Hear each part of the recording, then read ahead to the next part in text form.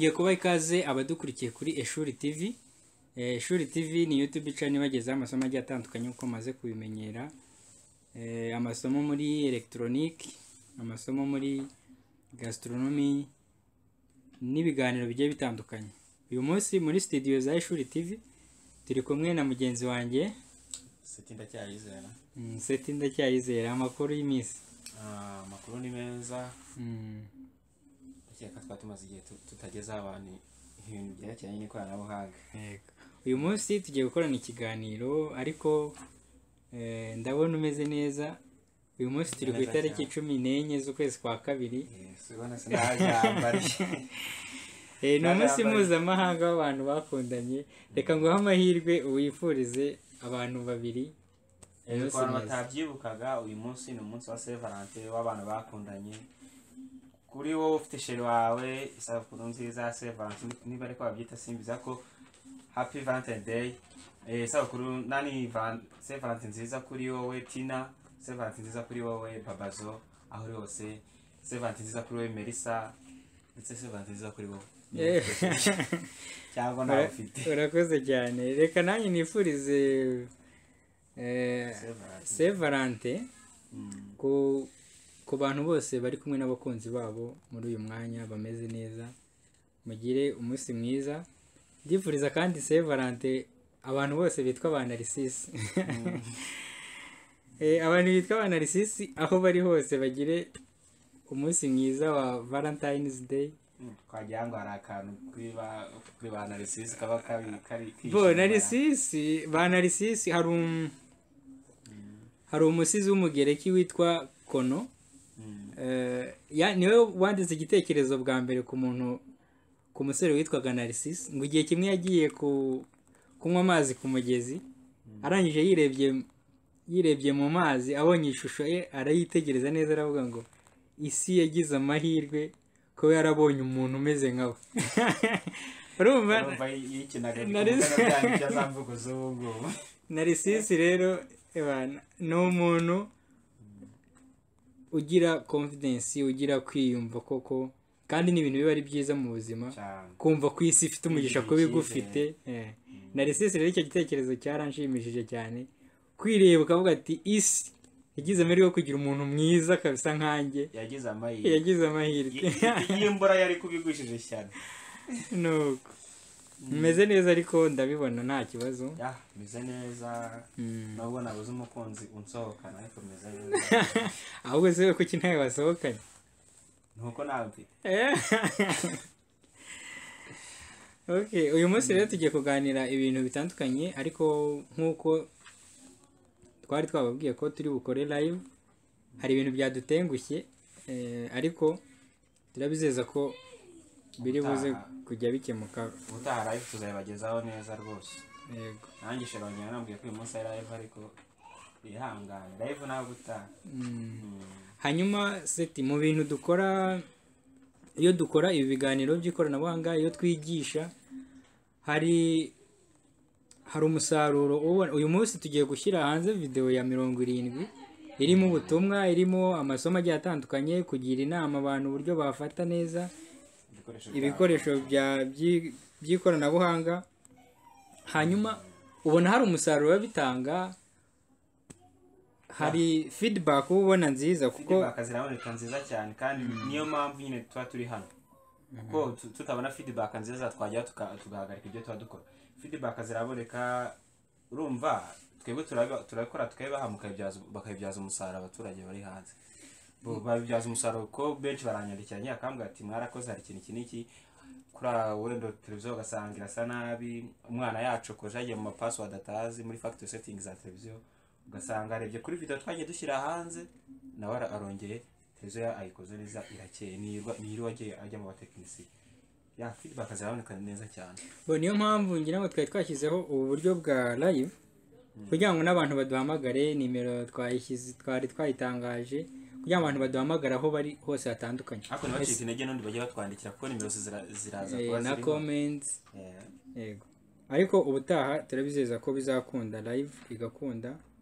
Hari abantu benshi bari babimenye ariko nta kundi. uyu munsi rero tugiye kuganira ku ki? uyu munsi reka tuze kuganira ku rugendo rw'ikoranabuhanga.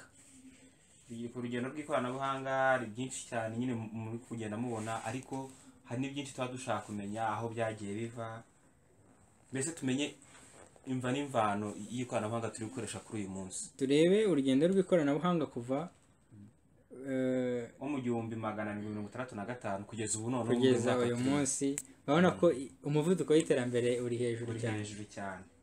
Kandi dufite n'umutumirwa ari buze kuza nyuma adufashe tuganire, uwo bita Safari. Turaza kuganira nawe, araza kuba ari hano mu kanya gatoya, aracyari kwitunganya.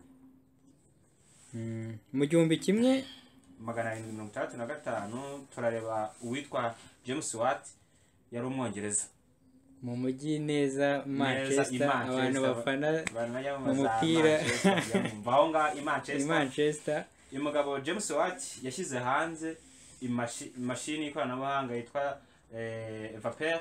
Ni imashini yashyize hanze yatangaga umuriro, icyo twita amashanyarazi kuri ubu. Niyo mpamvu abantu uyu munsi usanga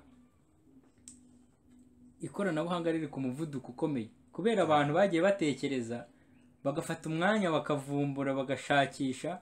Niyo mpamvu usanga uyu munsi ikoranabuhanga urwego ririho, umuntu ashobora kuba ari ku mpera y'isi ku ruhande rumwe, undi ari ku mpera y'isi ku rundi ruhande, ariko bakabaho ubuzima bumwe kubera aba bagabo nka James Watt.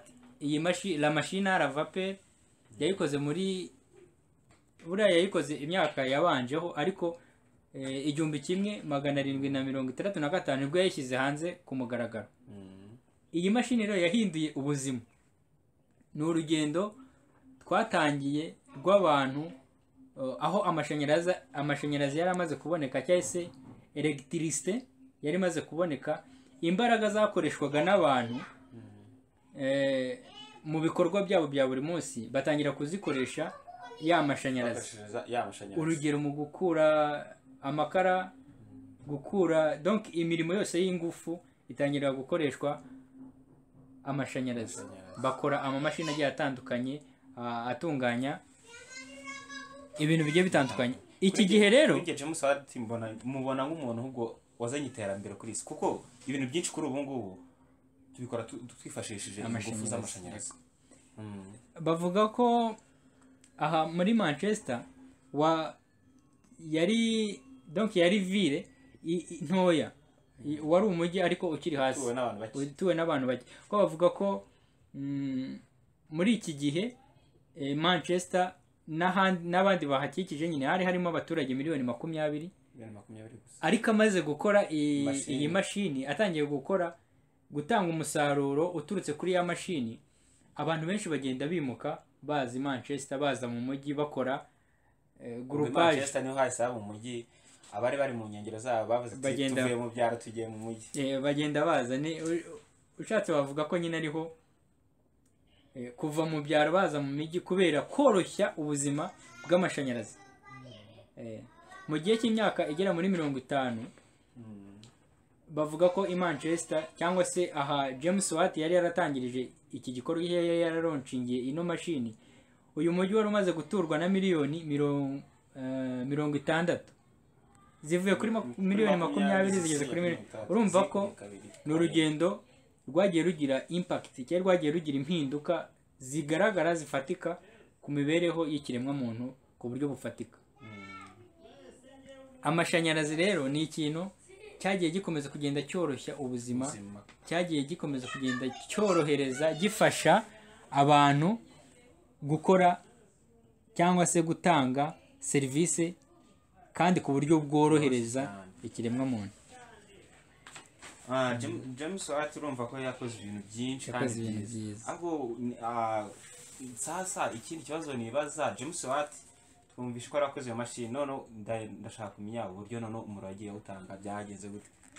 Ubundi urumva iyo bana mungu dufite abantu batugemura umuriro mu ngo zacu, ese ni nawe wawugemuye akajya utanga atangira kuba abaturage kuriya natwe kuri ngo tufite. Ni urugendo rwagiye rubaho buhoro buhoro, ariko nanone uko babonaga ko ari ibintu biborohereza ubuzima kandi bituma ubuzima bugenda neza kurusha uko bwari bumeze, abandi nabo ntibacecetse cyangwa ntibatuje, kuko mu 1819 ndatekereza hari ku itariki 31 z'ukwa 12 nibwo uwitwa Thomas Edison yashyize ku mugaragaro cyangwa se yashyize hanze ampure ivuguruye itanga urumuri. ahita atangiza n'uburyo bwo gukora ligne electrique, inzira y'amashanyarazi, donc gusharinga cyangwa se gutangatanga, guhererekanya umuriro w'amashanyarazi. Urumva mu gihe cya James Watt bakoraga machine à vapeur, iyo mashini yakoreshwaga, donc urumva ni imashini ishyushya amazi, donc ya evaporation y'amazi igakora uburyo bwo gutanga amashanyarazi. Urumva rero yabaga ari imashini yakoze ahantu runaka ikagenda igatanga ya mashanyarazi agakora ibintu runaka. Ariko uyu Edison yageze ku rwego noneho rwo gutanga umuriro, mashini ikaba iri ahangaha ariko akavana umuriro ahangaha agakora ligne y'amashanyarazi, donc akavana umuriro ahangaha akawutanga hakurya ku bandi bantu runaka, ukawavana mu mujyi ukawutanga mu ntara, cyangwa se n'undi ukawutanga mu mujyi aho ngaho. Ariko uko evolution cyangwa se uko ibihe byagendaga bihinduka, n'abandi bashakashatsi nabo baticaye bahimba udushya, ubundi bavuga ko gutekereza, guhanga udushya no kureba ahazaza aricyo kintu gitandukanya umuntu n'izindi nyamaswa.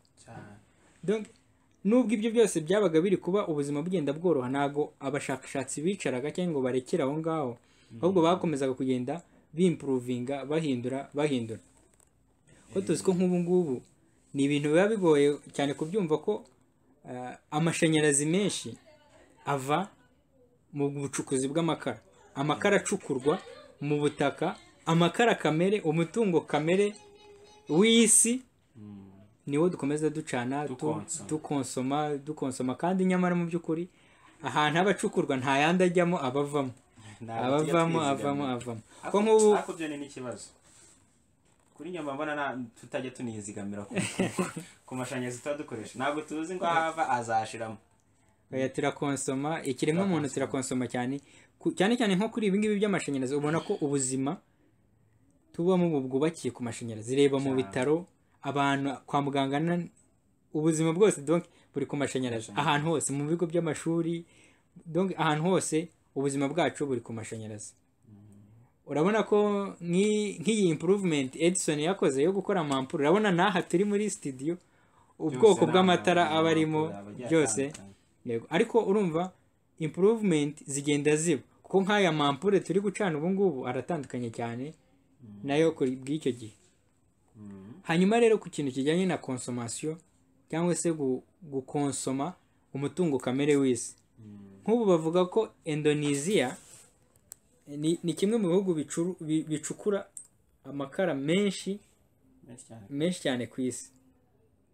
Gicukura amakara menshi kandi kikayagurisha nyine n'Ubushinwa, Ubuyapani, no mu Burusiya hari aho bayacukura bagenda bavuga. Ariko bishatse kuvuga ko aya mashanyarazi tubona, bavuga ko amashanyarazi acuruzwa mu isi cyangwa se akoreshwa cyane mu isi, 41% ni amashanyarazi atangwa n'amakara.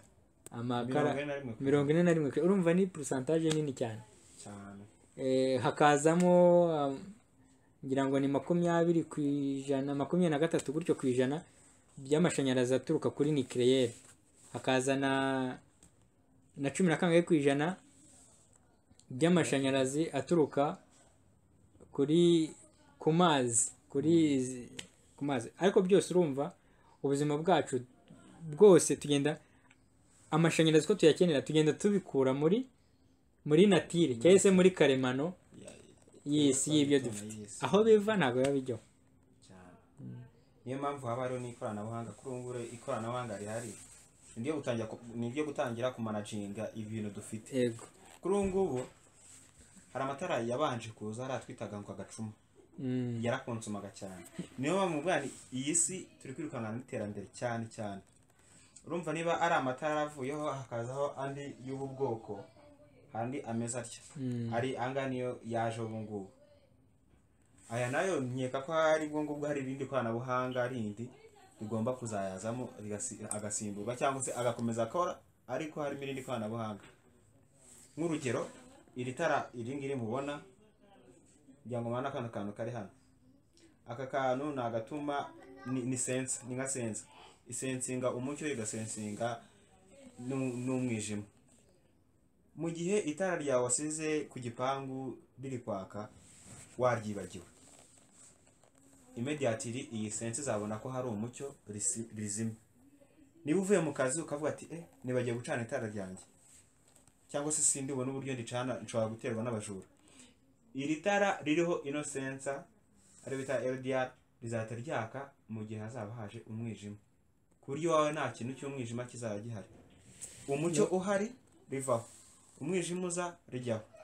Urumva ibi bintu ni ibintu byiza, nk'uko nyine improvement, ubushakashatsi abantu bagiye bakora impinduka mu buryo bwo kugira ngo ubuzima butworohere, tubona urwo rumuri rwiza, tubona ayo mashanyarazi ku rwego ruhagije. Ariko nanone dukwiye gutekereza no ku kintu kijyanye no gusevinga. Aha aya mashanyarazi dukoresha ava ni mu butunzi kamere bw'isi, ahacukurwa nta yandi ajyamo abavamo. Birakwiye rero ko dutangira, ariko wenda arigiye nca ku gipangu ni umukire pe, ariko nubwo uri umukire managing umuriro ukoresha, sibyo?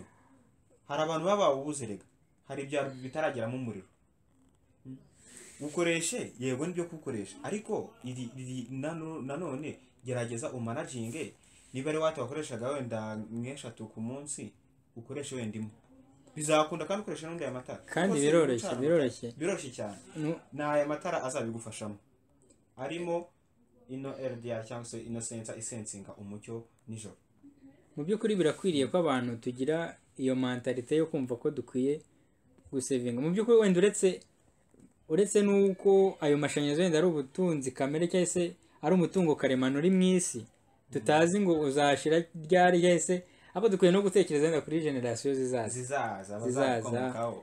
Kandi wenda turetse n'ibyo ngibyo twirengagije ibyo ngibyo, dukwiye kumenya ko dukwiye no gusevinga mu buryo buri naturel. Dukwiye no gusevinga. Iyo ufashe amafaranga nubwo yaba igiceri kimwe cyagira umumaro, ariko ugasanga amatara ku gipangu, hari n'abantu batajya bamenya rwose ahora yaka 28 kuri 28, ariko mu by'ukuri aya matara yagufasha.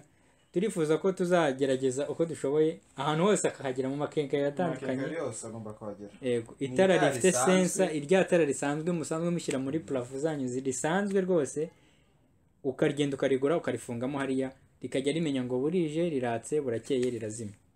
Amatara nituyashyira hanze tuzabibabwira, ndetse mu gihe uzumva unayakeneye cyane twabashyiraho nimero, uzaduhamagara utubwire ati ndashaka aya matara tuyakugezeho ku giciro kiri hasi cyane rwose. Ni ibisanzwe, nta bintu biba birimo birenze cyane, ni igiciro kiri hasi mu buryo bwo gusevinga umuriro uhora ukoresha, ko umuriro kuri ngo wabaye n'ikibazo. Twaze tuvuga atari uko waguraga mbere atari kugura umuriro, wapi ibiciro bigenda bizamuka, ibintu byose bigenda bizamuka mu biciro.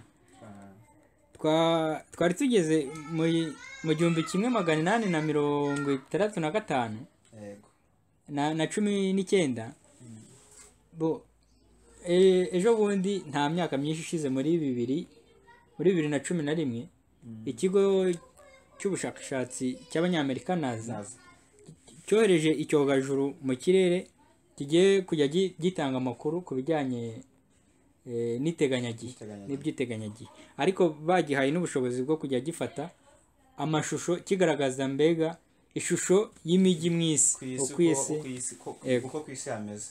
Amashusho yatanze yari ateye ubwoba. Babonye urwego rw'imijyi iri mu isi, uburyo amasaha y'ijoro ibiri kwaka, biteye ubwoba. Barafata doise ubwo twebwe turayirimbwe n'ituzi byo turi. No kuvuga ngo iki cyogajuru cyafashe ayo mafoto cyohereje, babona nk'uruzi rwa Nile ngo ugereranyije urebye kuri ayo mafoto ngo rumeze nk'umugozi w'amashanyarazi cyangwa se nk'umugozi w'umuriro w'igishirira kuzamuka kugeza mu mujyi Cairo. Biteye ubwoba. Inyanja zose mu isi zirara zaka, ibitara bitandukanye by'amato ari kuroba. Hari abarujya baroba nijoro. Ubundi isi iraribwa ko turayikonsoma cyane turayikonsoma birenze uko twebwe twakagombye kuyiga. Ariko birakwiye ko dutangira gutekereza uburyo bwa saving. Ibintu nk'ibi wenda tuzagenda dukora n'ibindi dushakisha utundi tuntu twagenda tudufasha no mu buzima bwacu bwa buri munsi gusevinga amashanyarazi, cyane cyane amashanyarazi ko twe twahisemo kuvuga ku by'ikoranabuhanga, ariko birakwiriye ko ibintu tubyitaho tukagerageza. Ubundi gusevinga ni ikintu cya mbere. Twe tumenyereye gusevinga ngo amafaranga yo kurya, ariko n'undi amafaranga tuba dusevinga hari aho ahure na wa muro n'undi dukoresha. Hari ahantu n'ubundi usanga turi dusevinga hamwe ariko nanone twangiriza ahandi. Uzasevinga aya mafaranga, niba usevinze 1000 uzongera mu gitondo urabyuka ukongera ugikoresha ukimara muri wa muriro. Usanga rero ko bikwiriye ko ibintu nk'ibi tugenda tubiha agaciro.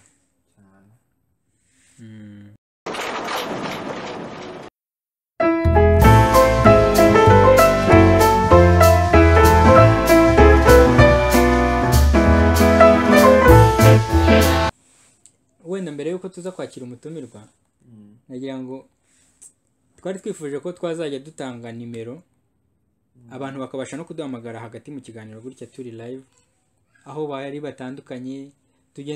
Twagiye tuvuga ku bintu bitandukanye by'ibikoresho biri electronique, biri domestique abantu baba bakoresha mu rugo, uburyo bwo kubikorera amasuku, uburyo bwo kubyitaho, biriya byose.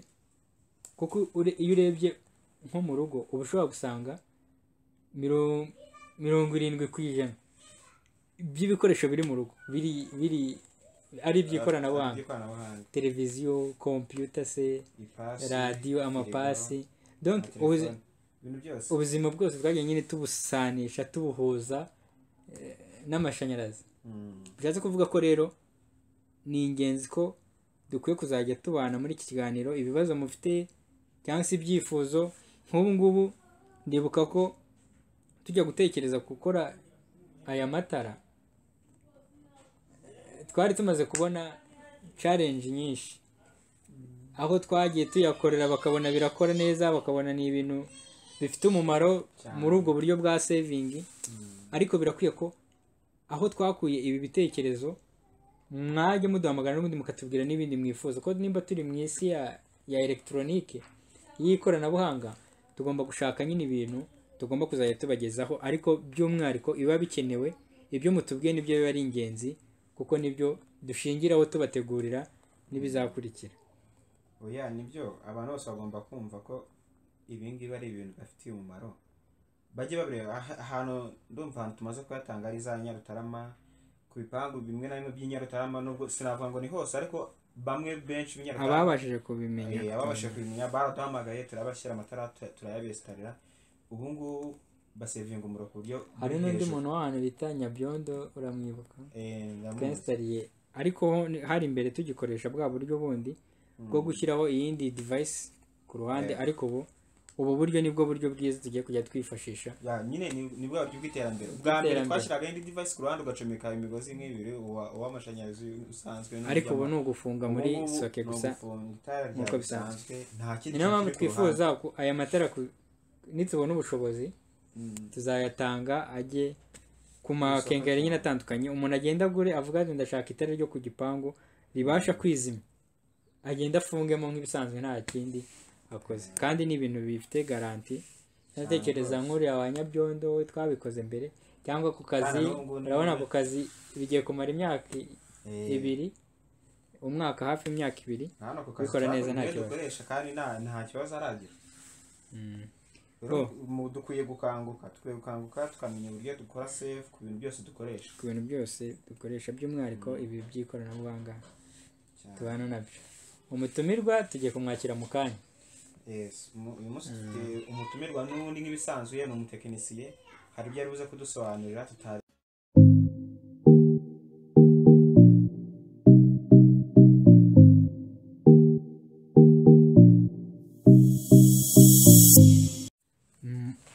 ko umutumirwa yari amaze kuhagera, reka dutangire tumwakira. Watangira wibwira abadukurikiye kuri Ishuri TV. Yego murakoze. Amazina yanjye nitwa Safari Twiringire, nkaba ndi umutekinisiye. Safari Twiringire ni umuntu umeze ute? Twibwire muri make, Safari ni umuntu ukora iki? Ni muntu ki muri rusange? Okay, Safari ni umuntu usanzwe, ni umuntu ukora ibintu bijyanye na electronique. Muri electronique harimo ibintu byinshi, harimo appareil zo mu rugo, hari n'izindi appareil, ariko mu bintu nkunze guhura nabyo ni appareil yo mu rugo, harimo amateleviziyo, harimo amafirigo, no mu bijyanye n'umuziki hakaba harimo n'amamixer. Ni ukurumva ko muri electronique harimo ibintu byinshi cyane. Yego, ukora ibintu bya electronique ati byo mu rugo. Ese ubikora gute? Ni ibyapfuye tuvuga cyangwa yego hari ukubikora. Turabikora kuko tuba dufite n'amapiyesi yabyo, tukanabikora. Urumva ntabwo umuntu yakuzanira televiziyo ngo uyimukorere ubure piyese, kandi piyesi tuba tuzifite, zirahari rwose ku bwinshi. N'uwaza kugana kuvuga ati firigo yanjye izi ikibazo iki n'iki, ko zirahari, amapiyesi yabyo arahari, tukayimukorera. Yego. Ese ikijyanye, wenda reka ntinde cyane kuri televiziyo. Yego. Tumaze igihe tubwira abantu ibijyanye no kwirinda kuzikorera amasuku nabi ngo zidapfa ibirahure, cyangwa se donc iyo muri gukora amateleviziyo akenshi ni ikibazo dukunda guhura nacyo cyane. Ni ibihe bintu bipfa? Ese ibyo muhura nabyo mu buzima bwa buri munsi biba byapfuye ni ibihe kuri televiziyo? Ni byinshi, kuko hari ukuba usanga zapfuye amasikirini, hari ukuba usanga imiriro yazitwitse, hari ukuba usanga umwana yayihutaje akayimena. Ibyo mbese ni ibintu cyangwa ugasanga nk'umukozi kuko aba atabizi agafata igitambaro gitose akayihanagura, kandi iyo amazi amanutse agashoka hasi kuri sikirini haba hariho utuntu tworoshye ni amariba, kuko bihita bifatana igahita ipfa. Ni muri urwo rwego ariko ni ibintu byinshi, ko televiziyo ifite ibintu byinshi yapfa rwose. Hari amatara, hari amakarita, ibyo byose murabikora? Ibyo byose turabikora kuko birahari cyane. Ku bijyanye na firigo se, firigo y'ubundi hari abantu wenda benshi baba bafite amafirigo ariko batazi n'ibintu biyigize, se habamo ibiki?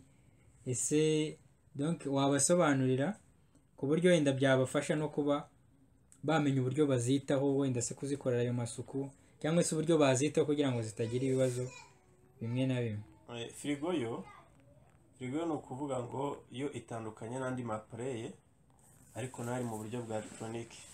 Ni ukuvuga ngo firigo irimo ibice bigera muri bitatu.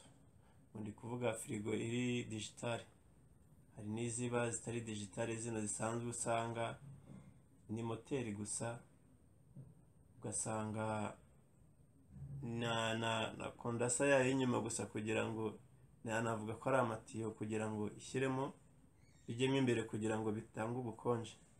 Izo ngizo zo nazo zirakorwa ko ntabwo moteri ya firigo yabura, ahubwo izigorana cyane ni firigo ziba ziri digitale, nizo zikunze kugorana cyane, ariko nabwo ntabwo yagorana ngo ibure kudakorwa kuko nazo ibikoresho byasobi zirahari. Nanjye ntabwo nari nzi ko hari za firigo za digitale. Zirahari. Ese nk'ubu nshobora kuba najya ku isoko nkahita menya ngo iriya ni digitale, iriya ni analogue, mbibonye gusa navuze batabimbwiye nabirebera nko ku kisoko?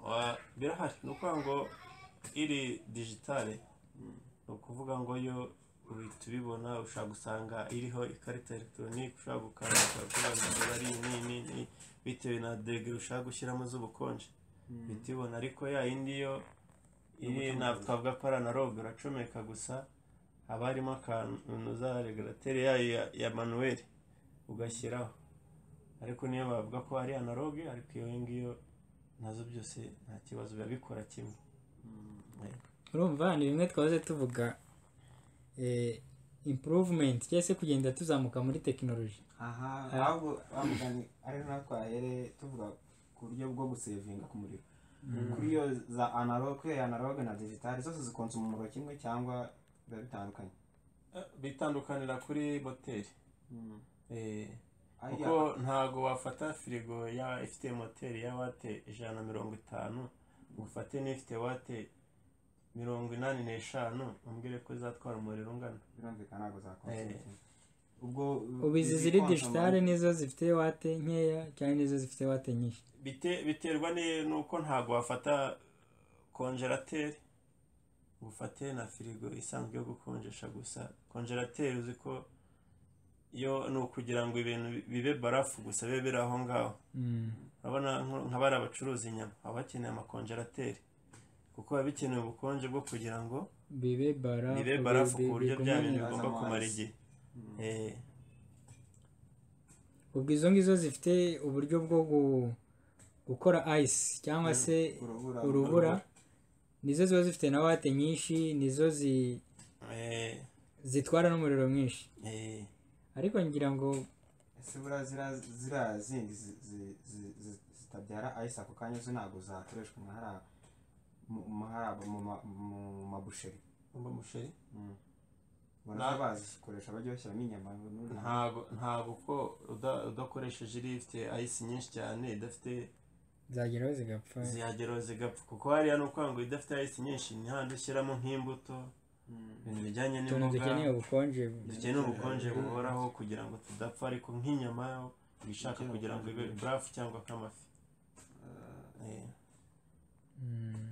hanyuma rero ku bijyanye n'ibyo mukora, ibyo mukunda guhura nabyo cyane byapfuye ku mafirigo, tutitaye ngo ni digital cyangwa wenda reka duhere ku za analogue. izo za mbere ni ibihe bikunda gupfa cyane? ese ni gute abakiriya cyangwa se abantu bazifite bazitaho kugira ngo wenda icyo kibazo bazirinde kwangirika?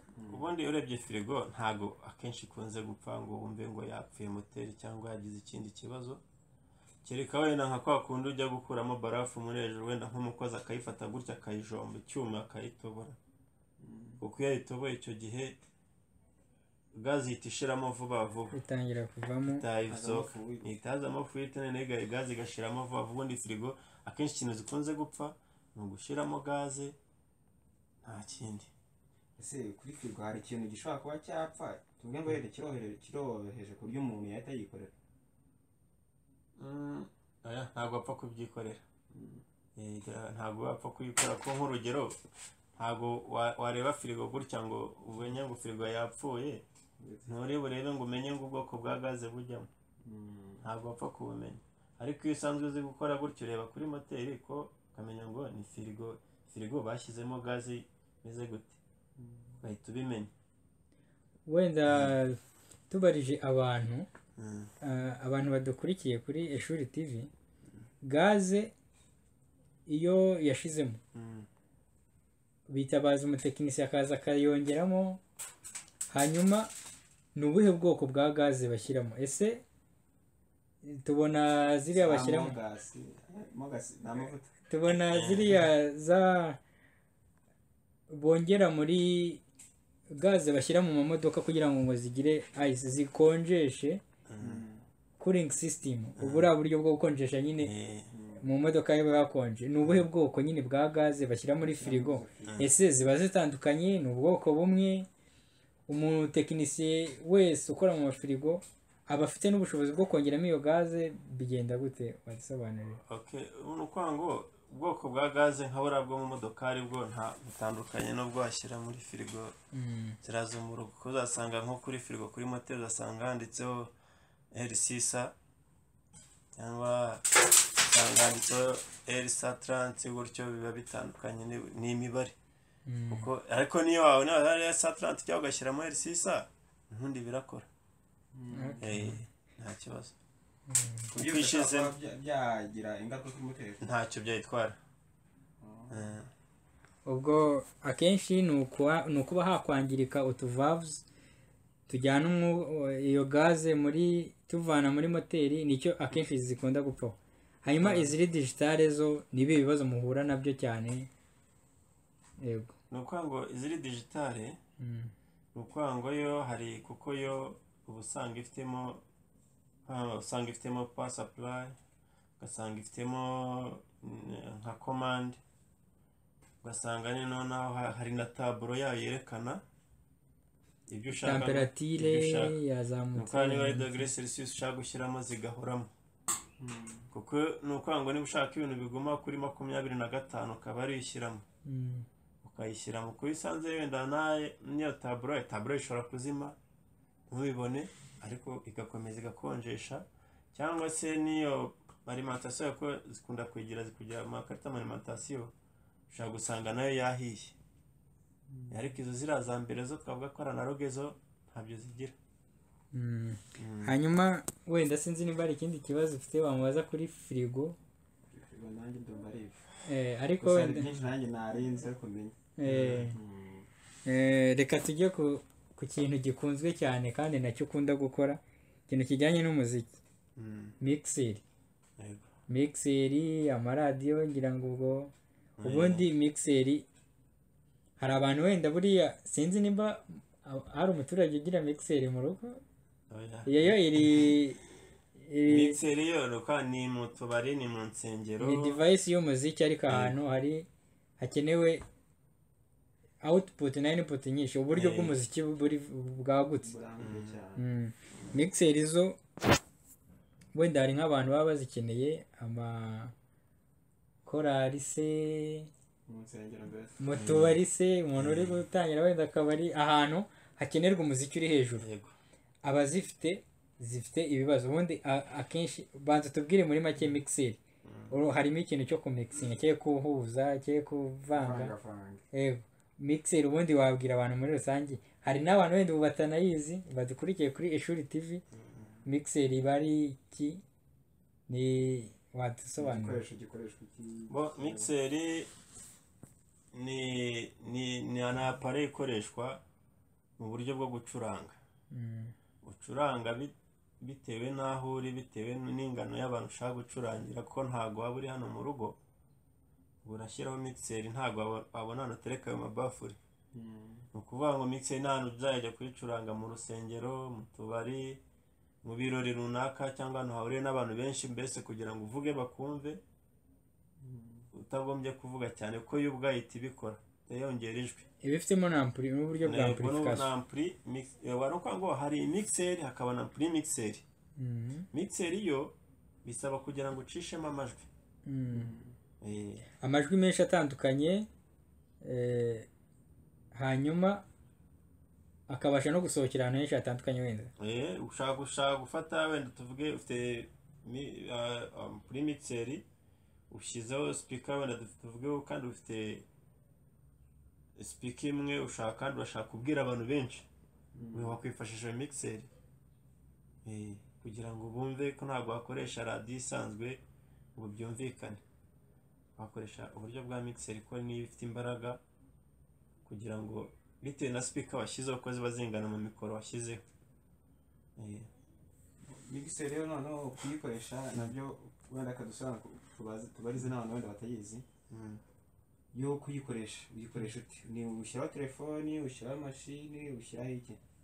Mixeri washyiraho wakoresha, wacuranga ukoresheje telefone, wakoresha ukoresheje laptop, wakoresha ukoresheje flash disk, byose mixeri zirabikora. Iyo devices nyinshi zitandukanye.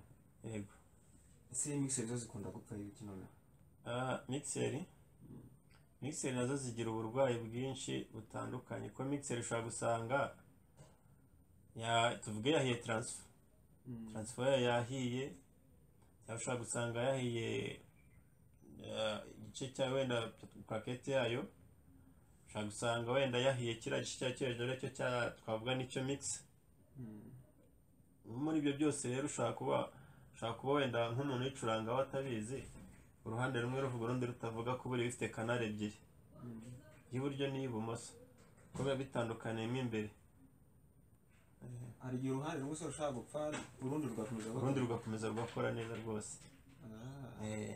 Kuko ni hacyagiye ushaka usanga wenda zapfuye amavolime, n'andi ushaka kuba wakora gutyo ugiye kuyongeza ukumva birirutse, ukagira ngo uyimariyemo, cyangwa ukumva biri kuvuga nabi, ubwo ni ubuntu bw'ububazo mixer zigenda zigira kandi bikaba byoroshye bikaba byoroshye ko biba byakorwa rwose. dukomeje ku kintu cy'umuziki nawe turavuze ko zikora ampuri zo umuntu ni gute yamenya ampuri nziza n'ampuri wenda ushobora kuba navuga ko itaramba n'iramba kuri iki gihe ubu ngubu hakorwa ibintu byinshi ukurikije no kwango kubera navuga ngo ni nk'iki nka tekinoloji iri kwirukanka cyane kuko ubu ngubu ntago uko bakoraga radiyo ya 2012 ntago ariko bakora radiyo ya 2020 ko mbere wasangaga radiyo nyinshi zirimo transfer ariko ubu nyinshi urasanga harimo agapasa supply gasohora volte 19 kandi kakavugisha radiyo kikavuga ariko ntago iba ifite uburambe nk'ubwo yayindi irimo transfer nta nubwo component zikoze yayindi ya transfer ntago arizo zikoze yayindi irimo akalimentation gatoya kandi ukanabireba ugasanga nta nantu babihuriye ko nyine umuntu ajya kwigura atabizi we ntamenya ngo ngi ni ya transfer cyangwa ni ya si ya transfer we ntago abiza kuko yumva bivuga gusa ariko umuntu usanzwe bimenyera ushaka kureba iriya tirimo transfer iyi ngi na transfer tubire ko ngiye ushaka no kuzinyereka gutya kubanira ni transfer si transfer ahita mbimenya jewe.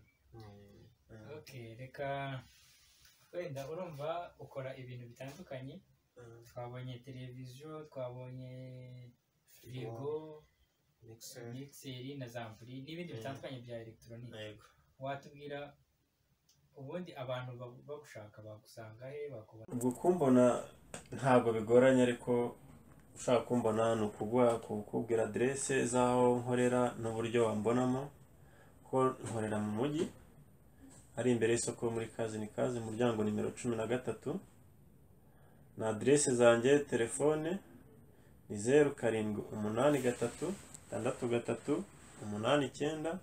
0783638995 waba ufite ikibazo ukamamagara ko nagusanga aho uri nkaza nkakurebera nkagufasha.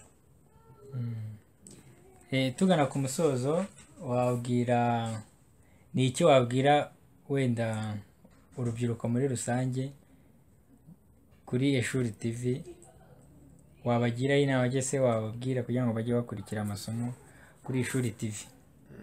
Okay, ni byinshi nababwira ariko Ishuri TV kuko nanjye hari ibyo nanjye nahigiye nabashije kuba namenya ariko nk'urubyiruko rwumva rubishaka rwabasha kurigana Ishuri TV bakaza kuko amasomo atangirwa urebye nta kiguzi gihari avuga ko ari nk'ubuntu ukaza ukiga kuko ntabwo ukaza ukiga ukakura ubumenyi kuko kuri iki gihe electronique iri kugenda iba nini cyangwa tekinoloji iri kugenda iba nini ku buryo bushoboka bwose kuko ubashe kuza ukagera ku Ishuri TV ni ukuba cyangwa ukanagera aho rikorera n'ibiki byose bakaguha ubumenyi nzi ko nawe byakugirira akamaro ko kuri iki gihe urabona yuko ntago uvuga ngo urangije kwiga kubona akazi biragoye kandi nzi ko waciye ku Ishuri TV wakwihangira imirimo kandi ugakora neza nawe ukiteza imbere.